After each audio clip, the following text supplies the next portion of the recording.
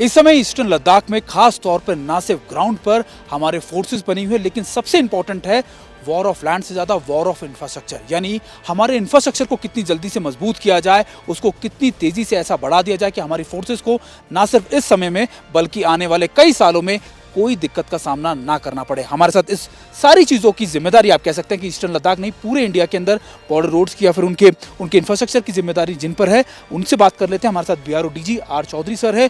Sir, अगर मैं आपसे पूछूं अभी इंफ्रास्ट्रक्चर को लेकर क्या कुछ ईस्टर्न लद्दाख में किया जा रहा है? देखिए, जो बॉर्डर रोड ने पिछले 61 सालों में किया, लेकिन पिछले मैं कहता हूँ कि 1 या 2 साल में किया, उसको आप बराबर मान सकते हैं। 60 साल में लद्दाख में अगर मैं बोलूँ तो 5000 किलोमीटर रोड्स बीआरओ ने बनाई हैं, जिससे ना केवल इकोनॉमिक डेवलपमेंट हुआ है, ना केवल टूरिस्ट बढ़ा है, but also it has helped our arm forces in application of the forces as it desired.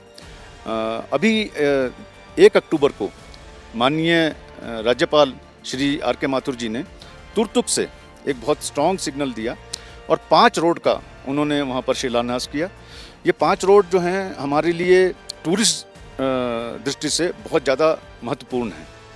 इससे टूरिज़्म बढ़ेगा, लद्दाख की इकोनॉमी बढ़ेगी और लोगों को पता चलेगा कि लद्दाख में किस तरह की पॉसिबिलिटीज़ हैं। दूसरा, लद्दाख की इकोनॉमी, क्योंकि अभी पिछले 2 साल पहले लद्दाख यूटी बन गया है, तो लद्दाख में इंफ्रास्ट्रक्चर डेवलपमेंट जो पिछले 60 सालों में निगलेक्टेड था, उसमें बहुत बढ़ोतरी हो रही है।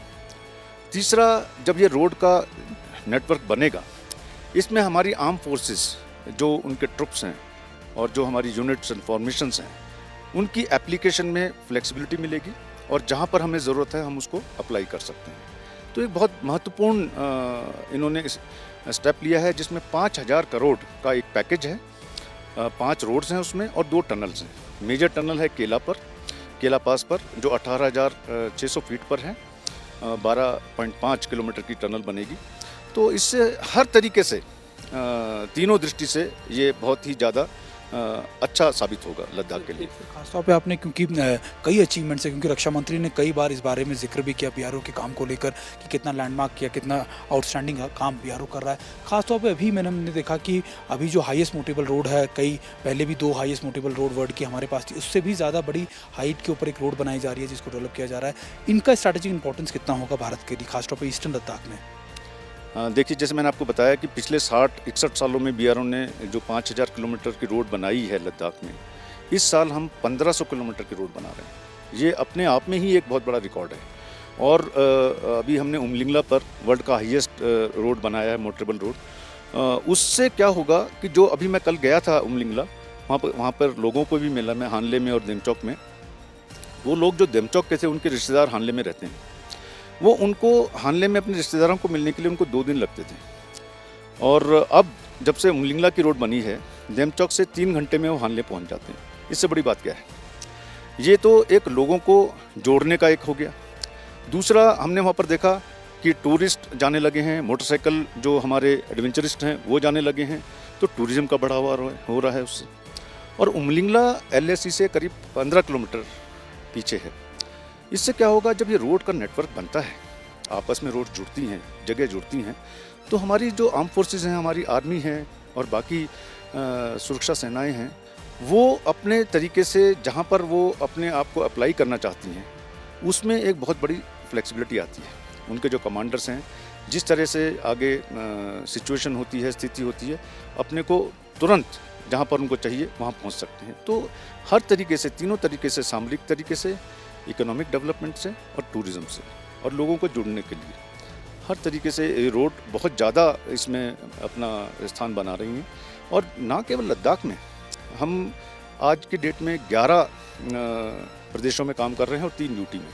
तो हर जगह हम जो दुर्गम इलाके और आगे वाले गांव हैं, उनको मेन लैंड से जोड़ रहे हैं। तो बीआरओ एक बहुत बड़ा काम कर रहा है। धीरे धीरे देश का जो विश्वास है, हमारे माननीय प्रधानमंत्री जी का जो विश्वास है हम पर बढ़ रहा है।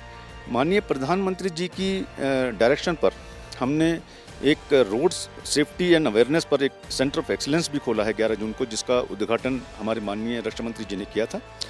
उसी के तहत हमने जितने भी हमारे रोड्स हैं, हमारे 18 प्रोजेक्ट्स काम कर रहे हैं इन बॉर्डर्स पर।